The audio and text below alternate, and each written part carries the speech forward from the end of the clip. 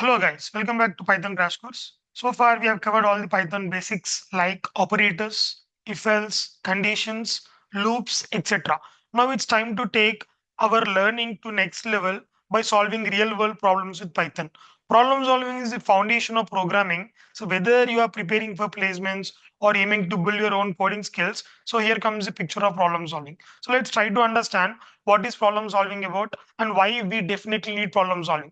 So basically, before we dive into solving problems, let's try to understand what does problem solving and why it is very important. So basically, problem solving enhances our logic. It trains our brain to think logically and sequentially, and also it helps us in preparing for placements. So most companies focus on problem solving during coding interviews, and also it helps us in building real world applications. So where we write solutions as well as will be get prepared to solve real world problems in building the projects. And also let's try to see what is the approach we follow to solve a problem very efficiently. So point number one. So we just need to understand the problem. So again, I would say, so when we are understanding problem, so carefully we are supposed to go through what is the problem statement about, and also we need to identify what is the input as well as the required output to be printed or either returned if you are working on functions. So next step is we need to plan our solution. So we need to break down our problem into smaller steps. So after that, so we just need to decide which Python concepts to be applied. So either you need to use a loop or either you need to use conditions or functions. So what are to be used? So we need to plan it properly. So next comes a picture of writing the code. So let's start writing our code step by step.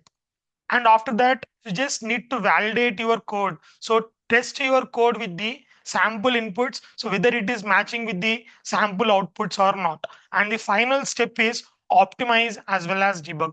Before you complete the code, you just need to verify it for all the edge cases, as well as you need to improve the performance of your program and for the logic what you write. So from the next video, we'll try to start with some problems, and we'll try to observe for each and every problem at least more than one solution. So where we break down from logic 1, and when it comes to logic 2, we'll try to optimize as well as we'll try to improve the performance of that respective program such that it takes less time to compile as well as execute n number of test cases.